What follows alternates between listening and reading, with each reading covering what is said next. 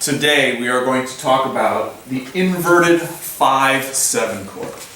So in review, the voice leading principles that you have to remember are the same as those that you would use for a root position 5-7 chord. What that means is the 7th of the chord resolves down and the 3rd of the chord resolves up. Those are your basic voice leading principles.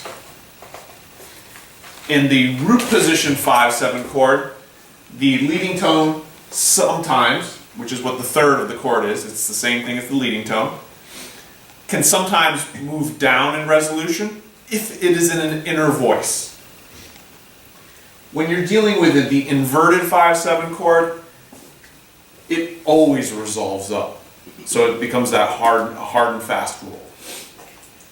So looking at the different types of dominant 5-7 chords that we can use. The 5-7 in root position, where is that used? It is utilized at any kind of important cadences. It sounds like the end. So typically that's where you would put it in terms of a phrase. When you invert the 5 chord, it has a very different feeling. It still functions like a dominant chord, but when you use a 5-6-5, for example, it's usually in a weak position in terms of where it is in the phrase. So if typically you have 4 measure phrases, 5-7-1 would probably happen in that 4th measure. But if in the 2nd measure you had a 5-6-5, that would be considered a weak position metrically within the phrase, one of those characteristics. It's often used to harmonize scale degree 4. So if you were to just think, key of C major, right? C major, scale degree 4 is an F, right? And a 5-7 chord would be G, B, D, F. So when you are looking to harmonize melodies, you have to say, well, what chords support that? If it's in the middle of a phrase, you probably shouldn't use 5-7 because that's going to sound too much like a cadence. You could use 5-6-5. 5-6-5 has the 3rd of the chord in the bass. It's going to have to resolve to 1. So right here, 5-6-5 is going to resolve to 1. 5-7, and then again, this is review. 5-7 resolves to 1 or deceptively to 6. I'm using Roman numerals that are for a major key, but it's the same thing for minor. The chords still function the same. So a root position 5-7 chord will resolve to root position 1 chord or deceptively to a 6 chord. A 5-6-5 chord, because the 3rd of the chord is in the bass, it's going to have to resolve up to a root position tonic chord.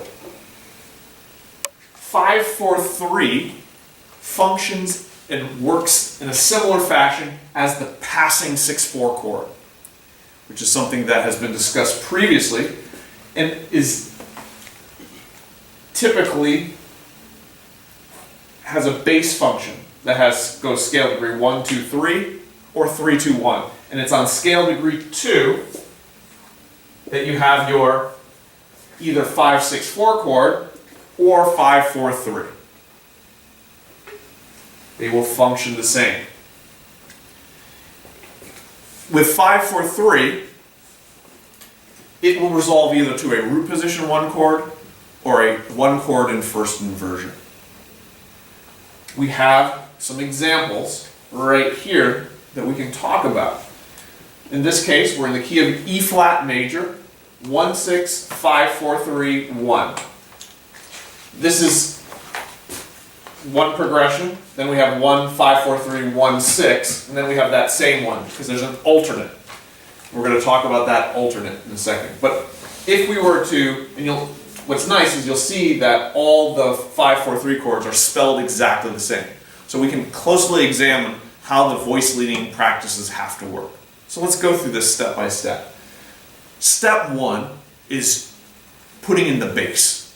If you have a Roman numeral analysis, the bass is already given. You have no options, no choices. So the first thing you always want to do is put in the stuff where you have no options. That's the simple stuff. So for 1/6, that means you need a G in the bass. We have the F for the 5/4/3, and for our 1 chord, we need an E flat. So we can put in our bass voice right away. The next thing that you have zero choice about is the 7th of the chord must resolve down. So the A flat is the 7th of a B flat 7 chord. It must resolve down to a G. Now you can flesh out, well, what do the rest of the voices need to be? Well, working backwards is always easier. So common tones make our life easy. What we need in this chord is E flat, G, and B flat. Well, B flat common tone. We have the E flat, we need another E flat. There we go. That's it.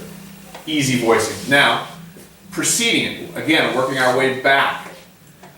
What would be an easy way to get into this? Well, again, there's no reason to not have common tones. Moving by common tone or by step is the easiest. Smooth voice leading is our first choice. Okay? So here, we can totally just go back to that E flat here, and we could put a B flat. Actually, I would put a B flat here. Actually, I wouldn't.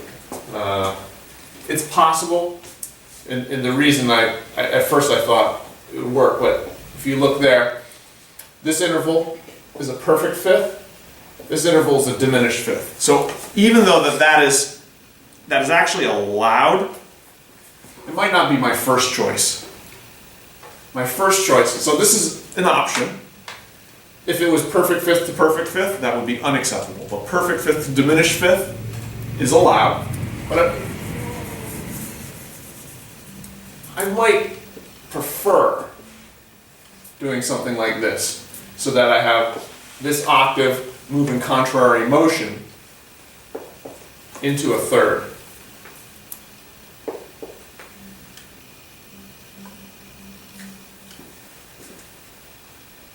So let's take a look at our next example. We're going to be resolving now to a 1/6 chord, not a 1 chord. So our bass comes first, E flat for our first F, and then G. This 7th must resolve down. Maintain the B flat common tone. And here, we can just simply do the same thing we did before. So the chord is very similar, except now we have, its first inversion, we have doubled the G instead of root position doubling the E flat. Going back to our first chord, B flat common tone. Move by step from the E flat. Here we definitely have to have the G. We don't have the other option because we need a complete chord. E flat, B flat, E flat, G gives us our complete chord. Now, in our last example, we have a voice leading exception. Exceptions are always, you might feel like, ooh, freedom, I get an exception. This just makes your life more challenging. It makes it more exciting, but it does make it more challenging. So, let's do the same thing we did. The bass is given. So let's kind of like do the same thing we had, because it's the same progression. We have so here we'll start with our first chord. We'll just copy things here.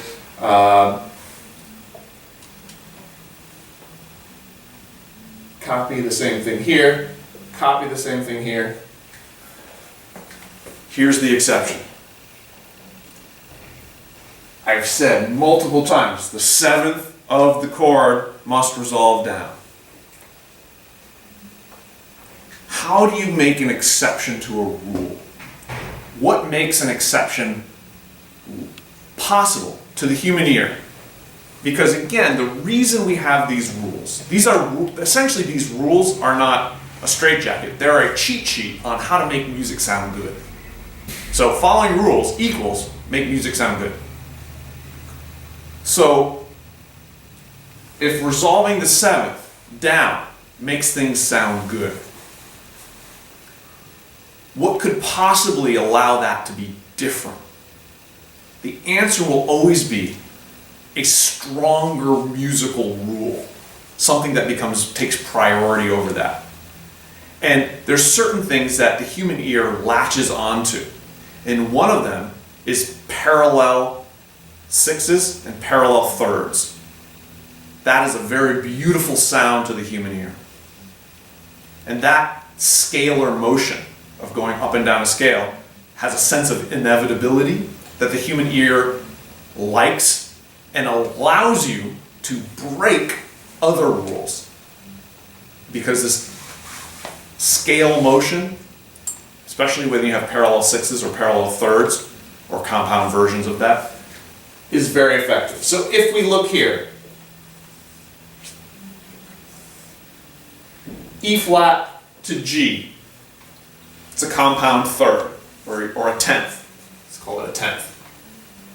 F to A flat, another tenth. Well, guess what?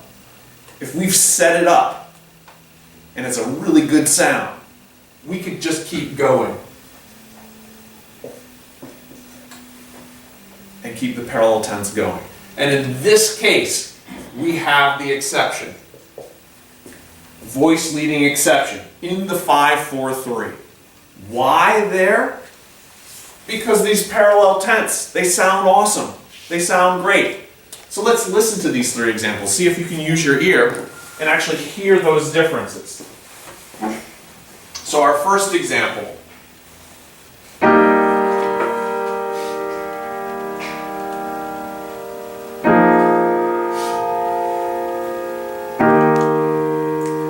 A very satisfying sound. Let's look at our second example.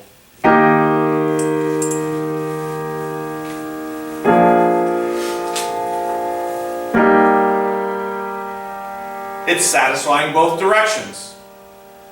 Now let's listen to our last one. Here's the exception.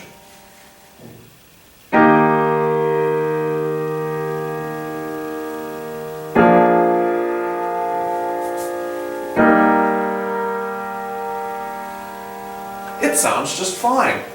All of them sound good. And so as we learn these, they're not really rules, makes it sound like, like someone's giving you rules as a little kid and you don't want to do it. These are more like hints on how to make awesome music. And so right here is another way where you have these parallel tenths that allow you to ignore the normal resolution tendency of the seventh of a chord. All right. Last but not least, the 5-4-2 chord. The preparation of the seventh of the chord is always of concern, especially when the seventh of the chord is in the bass. It's always important, but when it's in the bass, it's going to be really obvious. So let's look at a couple different chord progressions that you will typically see. Because how you prepare that seventh, that means your bass line is preparing the seventh. And there's only one thing you can't do. You can't leap down to the seventh. Everything else is viable. Everything else will sound good. So if you were to look at 1-6, 5-4-2, 1-6. So here, in this example here, G major, 1-6 means we have a B natural in the bass, going to a C in the bass, back to a B. If you were to call this all a 1-6 chord, and just say, well, this melodic shape, pitch, step up, step back. And say, well, that middle note, if that were to be a non-chord tone, based on how it's prepared and how it's resolved, what kind of non-chord tone would that be? Well, this would be a neighbor tone. And that's a very effective way to prepare and then resolve the seventh. Let's keep going. If we go 2-6, 5-4-2, 1-6, 2-6 means that you have a C in the bass to a C down to a B. This shape of common tone preparation, step down, is equivalent to what non-chord tone? The answer is a suspension. You will find that it's often very effective to think of melodic shapes and equate them to the non-chord tones that we have discussed previously. Looking at our last example, 1-6-4, 5-4-2, 1-6. So D, step down, resolve, step down. That would be a passing tone. There's actually one more, which would be 1-5-4-2, 1-6, which would have G, leap up to a C, step down to a B. And that would be the melodic shape used for an appoggiatura. In each case, we're preparing the seventh in an appropriate way. The only way we're not doing it is by leaping down, because then you leap down and then step down, because the seventh resolves down. And there's no non-chord tone that does that.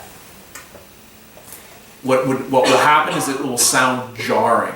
It'll sound like that seventh is unpleasantly dissonant. All right, so let's do a little bit of part writing so that we can get comfortable. Again, working from what we know has to happen, backwards to forward. In this case, our seventh is always resolving down because that's our bass. So what we need to look for is the third, and again, the third is the same thing as saying the leading tone. What pitch is the leading tone in G major? F sharp. So maybe, as you're practicing this, you might circle, write down what that leading tone is and circle it so you remember what pitch you got to be watching out for. The leading tone is the F sharp, the seventh is a C. C's we've got taken care of again, but F sharps, they have to resolve up. So F sharp goes up to G. We'll do it in each example because we know that's what's going to happen. Then we go ahead and we try to spell the rest of the chord. Smooth voice leading is the key. Common tones. Any options for common tones? Yes. That scale degree 5 is so easy to keep common. So we'll do that. And we're always going to a 1-6 chord here. So what is our other option? Well, we have the A, and the A can either go down to scale degree 1 or conceivably up to scale degree 3. Both of those would be an option. The most typical would be to step down to the G. The reason being is that in a first inversion triad, the first choice is to double the soprano if possible. And it is possible. But both are perfectly valid options. So we put those all in. And so then the only difference is how we precede that. So in this case, we can just copy the chord that we ended with and go back to it. We just basically look for any kind of parallel motion. We have B, G going up to CA. That's parallel 6. Parallel 6 is always great. This is contrary motion, so we know that'll never be a problem. Here we need a 2-6 chord. 2-6 chord in the key of G major, A, C, E. A is right here. I'd like to prepare that with a common tone. And then we know we probably could do a a C here and an E here would work well. If we look at the motion, this is a third, moving up a third, these two stay the same. So we know that would be fine.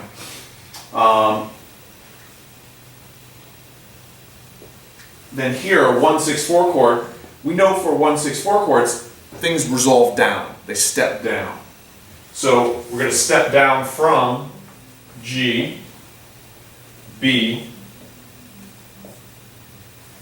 like so. This motion is characteristic for all 1-6-4 to 5-4-2. This 6-4 chord, we'd say, well, what type of 6-4 chord is that? Our options are passing, pedal or neighbor, it's the same thing, or cadential. Well, this would be a cadential 6-4.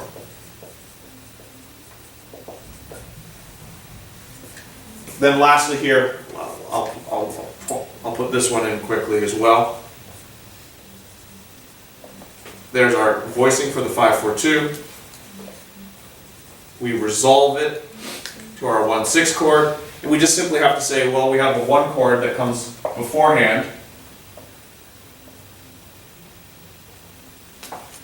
We just have to make sure we have appropriate doubling, right? So in a root position chord, we double the root, we have a third and a fifth.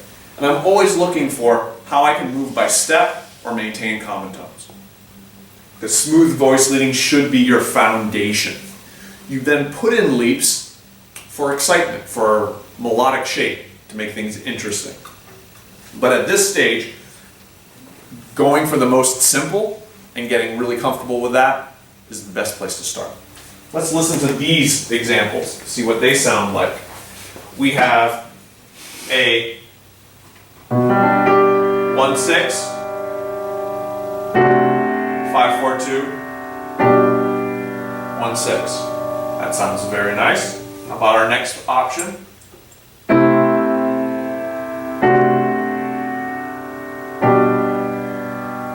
Also works. Our third example, the 1-6-4, 5-4-2, 1-6.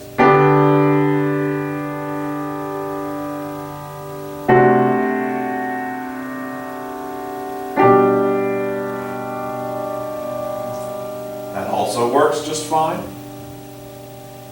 And then our last one.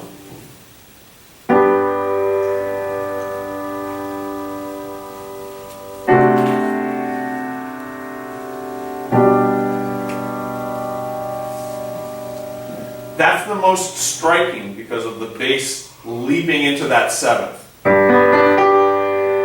then it leaps up into, and then it resolves. Sorry, like so. All right. So, moving forward and trying to say, well, how does this play out in the bigger picture? In a larger context, because what you're doing now is you're learning how to use a variety of sounds. You're not limiting yourself to simply root position 5 chords or root position 5-7 chords. They sound great, they have a great function, but you have all these other possible variations of timbre and how they relate. And they can be, we're just giving you as many timbral options and subtleties as possible. So in this next example, we're in the key of B flat major. And what you're given is a starting voicing. From a starting voicing, you're going to kind of keep that common tone, stepwise motion concept going. So it's almost determined from a certain perspective. You have options, but there's usually a best option, a smoothest option. And what you're asked to do in this example, if you were ever presented with a problem like this, and if you were a Baroque harpsichordist, you would be presented with this problem on a regular basis, or a Baroque organist, where they give you a figured bass and they ask you to provide the chords that would then support that figured bass. You would probably have a chorus that would be singing along with that. So, you're provided with the key, the bass line with figured bass. Step one is your Roman numeral analysis. There's nothing written under this bass. It means it's a root position triad. That makes it a 1 chord. This is a 6/5. That means it's a first inversion 7th chord. This is what we're talking about right now. Since it's an A in the bass, the leading tone, means this is a 5/6/5.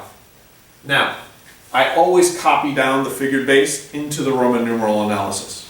And the reason I do that is because sometimes the figured bass has accidentals. Those accidentals never translate into the Roman numeral analysis. I shouldn't say never, there's always exceptions. Rarely translate into the Roman numeral analysis. We go back to our 1 chord. We then have a D in the bass, a 6. 6 I know immediately means first inversion triad. So as you're doing these things, you want to have knowledge in your mind so you can have shortcuts. You don't need to figure things out all the time. So when you see nothing, you think root position triad. When you see a 6, you think first inversion triad. When you see 6/4, second inversion triad. When you see 7, it is a root position 7th chord. When you see 6/5, first inversion 7th chord. 4/3, second inversion 7th chord. And 4/2, third inversion 7th chord. So I'm able to very quickly figure out what my Roman numeral analysis is because I know all that. I see a 6, I know it's a first inversion triad, that means that's the third, that means go down a third, that's the root. That would be a B flat in the key of B flat is 1, it's a 1/6 chord. I have a 6, it's another first inversion triad. I have G in the bass, that means down a third is an E flat. E flat is the root, E flat is 4. So this is a 4/6 chord. Here, I have an F. 6/4 means second inversion triad. So, down a third is to the third of the chord, down another third is to the root. I'm now pointing at the B flat. B flat is the 1 chord, so I know this is a 1/6/4 chord. 4/2, that's my third inversion of a 7th chord. And I just go down thirds. Right? So E flat, down a third to C, down a third to A, down a third to F. There's my root. F is 5 in the key of B flat. So that is a 5/4/2. D, we've already done that with the 6, that's a 1/6. Here we have an E flat with a 6, means first inversion triad, I need to go down 1/3, so E flat down a third is C. C is 2 in the key of B flat, so 2/6 chord. An F with a 7, that means root position 7th chord. F is 5 in the key of B flat, so it is a 5/7. A B flat with nothing, root position triad just like we started with. So, I now have my Roman numeral analysis. That is one way to indicate a harmonic progression. However, if you were to play popular music, rock, or jazz, you would be looking at lead sheet symbols. You would not be looking at a Roman numeral analysis. This would be if you were a Baroque organist, harpsichordist, or taking music theory in any college. But we want to be versatile. So let's translate all this into lead sheet symbols. A 1 chord is a B flat major triad, which is indicated simply by writing an uppercase B flat. With lead sheet symbols, all letters are uppercase letters. And just like I had the little reminder of what those Roman numerals mean, I keep in mind that that means major triad.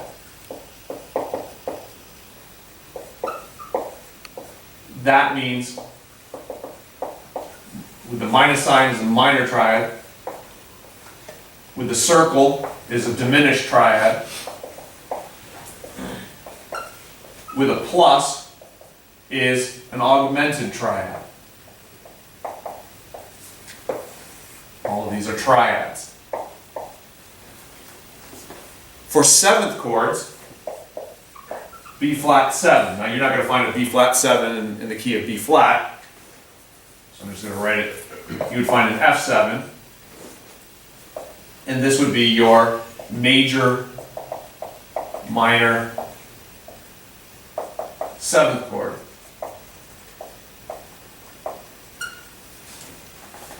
How do you know about inversions? You put a slash. So you might put slash over what's in the bass. So you would indicate F7 with A in the bass, which would mean same thing as saying 5, 6, 5. You'll notice that when a seventh chord is an inversion and you're using Roman numerals, this is a seventh chord. There's no 7 in the Roman numeral analysis. This is a rookie mistake. That they like, oh, it's a 5-7 chord in 6-5 inversion. And someone would write 5-7 in 6-5 inversion. That's wrong. Because there is no, the 7 gets inverted when you put that in inversion. And you don't have a 7th above the bass anymore. The 7th of the chord is the 5 now. So, be careful. Again, notice here, 5, 4, 2. That is a 7th chord. There is no 7, number 7 written there. The 7th is in there though, in the figured bass. So figured bass is a different animal. This right here, 5, 6, 5, is what we just said. It's an F7 with A in the bass. Back to a B flat major triad. To B flat major triad, but no longer with B flat in the bass. It's first inversion, so that means the third, which is a D, is now in the bass. We're going to a 4 chord, which is an E flat major triad, but it's in first inversion, which means G is in the bass. We then go to a 1-6-4 chord. 1 chords are B flat major triads. 6-4 means the 5th of the chord is in the bass. We then go to 5, 4, 2, 5, 7. So it's an F7 with E flat in the bass to B flat major triad with D in the bass. Here we go, our 2-6 chord. 2-6 chord. 2 is a C minor triad. So I do the minus sign. I know some people like to put C lowercase m or C min. I don't like those. I don't think they're as easy to read as putting a minus sign. Because sometimes people like to do things like this. Uppercase M for C major. And if you write sloppy, and you're reading music quickly, those look too similar. C major, C minor. They sound very different. You will not sound good if you play one and it's supposed to be the other. Alright? So C minor, and it's in first inversion, so there's an E flat in the bass. 5-7 is an F7, 1 chord, B flat. All right, we're almost there. We're in the home stretch. Now we need to voice lead. Voice leading is all about common tones, stepwise motion whenever possible. Every now and then a leap if you have to be interesting, which is not very often. So, I always keep in mind the notes I'm going for. If you can't keep it all in your head, There's no shame in jotting it down on the piece of paper. But I'm going for F, A, C, E flat. I have the A in the bass. Any common tones? There's my F, common tone, perfect. That's taken care of. That means that I now need a C and an E flat. All right? So in this case, I love contrary motion. So I'm going to make my soprano go up to the E flat, and I'm going to make my B flat go up to the C. So I got my other two notes. The reason I chose not to switch that was because bass and soprano are your framework, and contrary motion flows very nicely. All right, so I'm going back to my 1 chord, so there's no reason I can't just use the same voicing I had before. I then go to my 1/6 chord, and because I love contrary motion, this is going up. I'm going to go down here. This is actually called a voice exchange. B flat in the bass and D in the soprano. Flip-flops, becomes D in the bass and B flat in the soprano. Sounds great. So like a voice swap. And then the rest of this can just be common tones. Then I go to my 4/6. So for my 4/6, I need E flat, G, B flat, and I get to double something. I'll figure out what I double based on what voice lead's easy. So here, B flat can be a common tone, B flat can be a common tone. All I need is an E flat, piece of cake. Right? So my doubling just was obvious because I had two B flats, might as well maintain the two B flats. The reason and this F, if you say, well, what could the F go to? It could go to a G, or it could go to the E flat. That makes just a little bit more sense. And yet again, I get to be able to double my soprano. Why double the soprano? Why would that make sense? Why would that be good? Because the soprano is the melody. Melody is the most dominant, the most important thing. It's what people are going to sing along to. So when you double the soprano, you're reinforcing the melody, which is the most important part. 1/6/4. All right, so here, if we look at this is kind of, this is a 6/4 chord, right? And we mentioned before that there's three kinds: passing, neighbor, and cadential. Which one is this? The bass gives it away. Even though this 5/4/2 is a little unusual, we wouldn't expect it. We would expect 4/6 to 1/6/4 to root position 4. This would be very, very common per chord progression. And this would be, because it's going down a scale, would be a passing 6/4.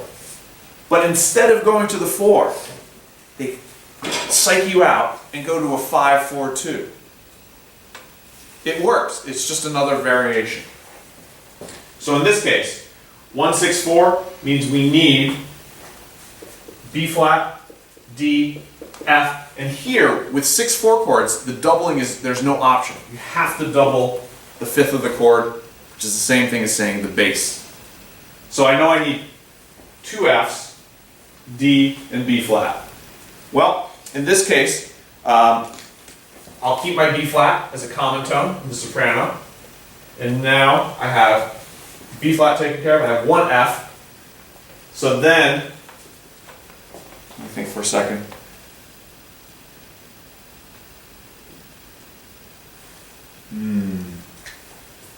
Actually, let me rethink this one. If I, yeah. So I'm going to want to have two Fs. So if this E flat will go to the F, I need a D. That could go, yeah. So here's what I'm thinking, so you can see. I need, these B flats have to go to something, right? If they go to an F, it's a big leap. I don't ever want big leaps. So this is going to be the note that has to go to the F. And then the other notes are going to be, one is going to have to stay on B flat, and the other one's going to have to go to D. How do I determine which one should be which?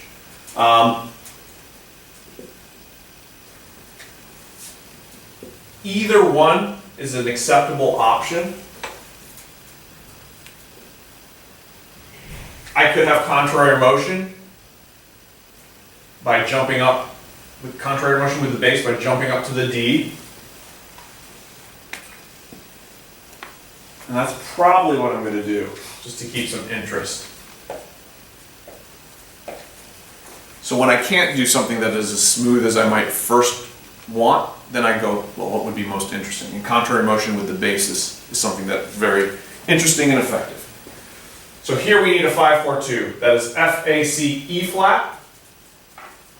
I'll write those again. F, A, C, E flat. We have the E flat here. We just made a little bit of a leap. I would love to be able to step back, keep that common tone, and step down to A. Well, that was actually pretty easy. So every now and then you'll have moments where you have to make a critical decision, and if you make the right decision, you're often rewarded with things flowing very easily after that. And punished when you make a wrong decision, because then things get really hard. You have to start erasing chords to go back. 1-6, we'll keep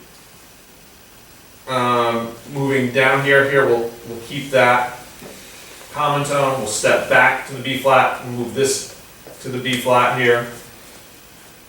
2-6, we need C, E flat, G. We got the E flat there. We don't have any common tones. Normally when we use chords that are a step apart, like 1 and 2, you want to go in contrary motion with the bass. So I think I'll do that. I'll just move everything down by step. Actually, I can't do that because then I won't get my C very easily. So then the question is, what goes parallel? We definitely don't want these B flats to both go to C, right? And anytime I see an octave, I'm always careful not to move them both to the same note going forward. But if I move that up to a C, does that work? So here we have, that's contrary motion. Here this is similar, but it's B flat and D to E flat C, that's a parallel 6. We know those are good. These are both going down, but they're going down in different intervals, so that works. We go to the maintain common tone. Prepare the 7th. Complete the chord. This is the 7th of the 5-7. It resolves down by step. We'll resolve this down, so it'll be 5-7 to 1 with scale degree 2 to 1. What kind of cadence would that be? Perfect authentic. And then here is the question. What do I do with this? This is the 3rd of the chord. It is the leading tone. But with 5-7, you're allowed to have this 3rd either go up, resolve up, like is the norm, voice leading, but it's in an inner voice. So the option is either go to this B flat or jump down to that F. And both of those are acceptable voice leading options. Again, the only reason this A doesn't have to go to the B flat is because it's in an inner voice. What's the pros and cons between these two options? Well, if you go to the B flat, the voice leading is smoother. So it's smoother voice leading. It's prettier. It's going to sound more like a nice melodic line for the tenors. What's the pro advantage of going to the F instead?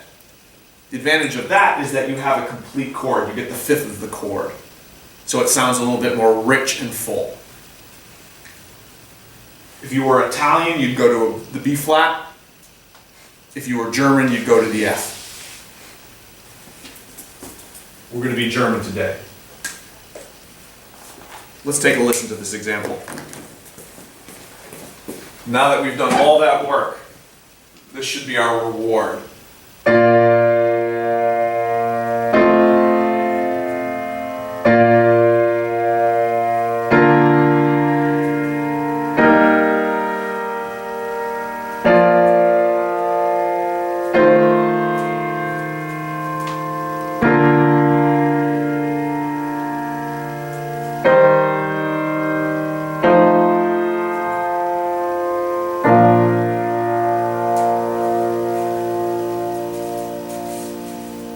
And that would sound pretty darn good if you were to write that for a chorus or a saxophone quartet or any type of ensemble.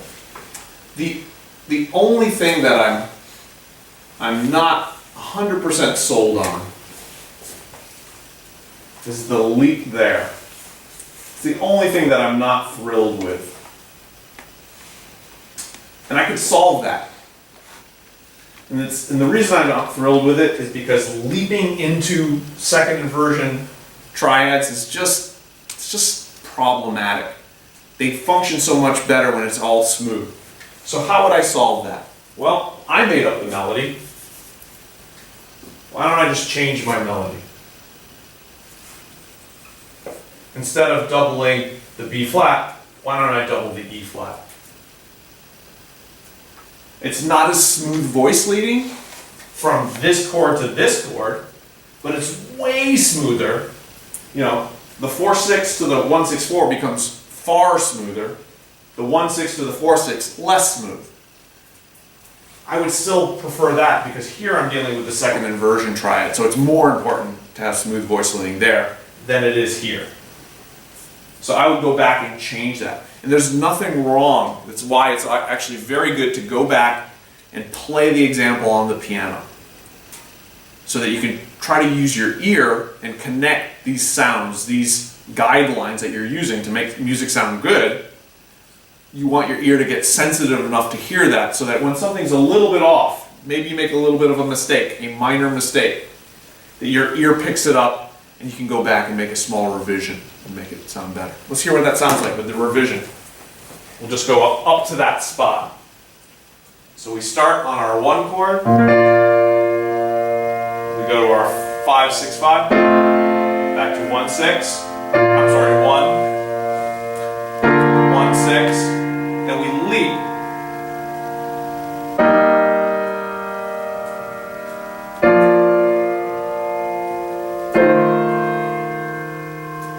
And to me that sounds way more satisfying. Let me play it again. We're going from the 1/6, beat 4 of the first measure. And you get this beautiful leap. Such a great voicing where you have that octave there between the alto and the soprano. And then it resolves back just so elegantly.